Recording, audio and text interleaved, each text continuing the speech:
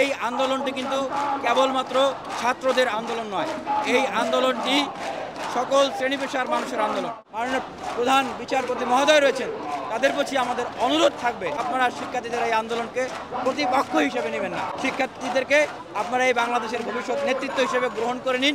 শিক্ষার্থীদের এই যৌক্তিক দাবি আপনারা মেনে নিন। 2018 সালে যে পরিপত্র জারি করা হয়েছিল সেই পরিপত্রটি যেন বহাল রাখা হয়, কিন্তু অত্যন্ত দুঃখের সাথে আমরা লক্ষ্য করছি সারা বাংলাদেশের ঢাকা, চট্টগ্রাম, রাজশাহী, খুলনা, বরিশাল, ময়মনসিংহ কৃষি বিশ্ববিদ্যালয় সহ এবং ঢাকার কলেজগুলো সহ সারা বাংলাদেশের শিক্ষার্থীরা যেখানে আন্দোলন করছেন, তাদের দাবি তারা প্রকাশ করছেন, সেখানে মহামান্য আপিল বিভাগে আমাদের মাননীয় প্রধান বিচারপতি মহোদয় আজকে এটি শুনানি ছিল, শুনানি না করে তিনি ছাত্রদের উদ্দেশ্যে, ছাত্র সমাজের উদ্দেশ্যে তিনি প্রশ্ন রাখলেন যে আন্দোলন দেখে কি হাইকোর্ট রায় দিবে কিনা। অবশ্যই বাংলাদেশের লক্ষ লক্ষ তরুণ তরুণীরা যে আন্দোলন করছে, যে দাবি জানাচ্ছে যে 18-র পরিপত্র পুনর্বহাল করতে হবে, সেটি কিন্তু অযৌক্তিক। ছাত্র সমাজের পক্ষ থেকে মহামান্য আপিল বিভাগের কাছে এই প্রশ্ন রাখছি। আমি দেশবাসীর উদ্দেশ্যে এটি বলতে চাই যে খেয়াল করে দেখুন, এই আন্দোলনটি কিন্তু কেবলমাত্র ছাত্রদের আন্দোলন নয়, এই আন্দোলনটি সকল শ্রেণী পেশার মানুষের আন্দোলন।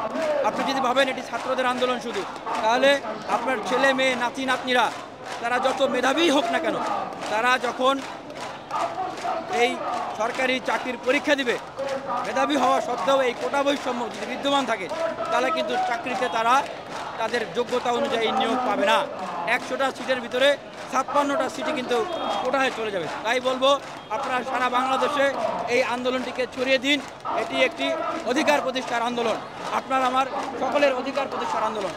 আর মাননীয় প্রধান বিচারপতি মহোদয়ের কাছে, সারা বাংলাদেশের ছাত্র সমাজের কাছে আমি আবারও প্রশ্ন রাখছি যে ছাত্র সমাজের এই যৌক্তিক আন্দোলনকে আপনি প্রতিপক্ষ বানাবেন না। ছাত্র সমাজ আপনার প্রতিপক্ষ নয়, ছাত্র সমাজ হাইকোর্টের, মহামান্য হাইকোর্টের প্রতিপক্ষ নয়। এই ছাত্ররাই একটি মেধাভিত্তিক রাষ্ট্র প্রতিষ্ঠার জন্য কাজ করতে চায়। এই ছাত্ররাই একটি মেধাভিত্তিক এক্সিকিউটিভ, লেজিসলেটিভ, জুডিশিয়ারি প্রতিষ্ঠার জন্য আগামীর বাংলাদেশে নেতৃত্ব দেবে। শিক্ষার্থীদের এখন পড়ার টেবিলে থাকার কথা, শিক্ষার্থীদের এখন পড়াশোনা করার কথা। সেখানে দেখা যাচ্ছে শিক্ষার্থীরা পড়ার টেবিল ছেড়ে এসে এখন রাজপথে আন্দোলন করছে। আপনারা দেখেন যে আমাদের আশেপাশে আইন শৃঙ্খলা বাহিনী তারা ব্যারিকেড দিয়ে রেখেছে।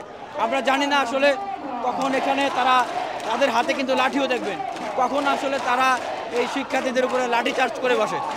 আমরা বলতে চাই সারা বাংলাদেশের লক্ষ লক্ষ তরুণ তরুণীরা যে কোটা বৈষম্যের বিরুদ্ধে আন্দোলন করছে, তারা 18-র পরিপত্র পুনর্বহালের যে দাবি জানাচ্ছে, এটি কি অযৌক্তিক, এটি কি ভুল, এটি কি অন্যায্য? এটি কিন্তু অযৌক্তিক, ভুল বা অন্যায্য না।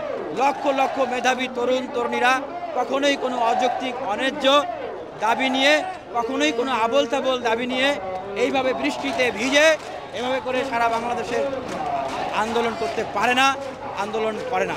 সুতরাং সরকারের উচ্চ মহলে যারা রয়েছেন, দায়িত্বশীল যারা রয়েছেন এবং আমাদের মাননীয় প্রধান বিচারপতি মহোদয় রয়েছেন, তাদের প্রতি আমাদের অনুরোধ থাকবে, আকুল আবেদন থাকবে, আমাদের নিবেদন থাকবে, যাই বলুন না কেন, যে আপনারা শিক্ষার্থীদের এই আন্দোলনকে প্রতিপক্ষ হিসেবে নেবেন না, শিক্ষার্থীদেরকে আপনাদের প্রতিদ্বন্দ্বী হিসেবে নেবেন না। শিক্ষার্থীদেরকে আপনারা এই বাংলাদেশের ভবিষ্যৎ নেতৃত্ব হিসেবে গ্রহণ করে নিন। শিক্ষার্থীদের এই যৌক্তিক দাবি আপনারা মেনে নিন। শিক্ষার্থীদের এই যৌক্তিক দাবি এবং আমরা দেখেছি মাননীয় প্রধান বিচারপতি মহোদয় তিনি বলেছেন যে আন্দোলন দেখে কি হাইকোর্ট রায় দিবে কিনা। অবশ্যই আমি ব্যক্তিগতভাবে মনে করি যে কোনো রায়ের ক্ষেত্রে অনেক পার্সপেক্টিভই বিবেচনা করা হয়। সেক্ষেত্রে লক্ষ লক্ষ তরুণ তরুণীরা কখনোই কোনো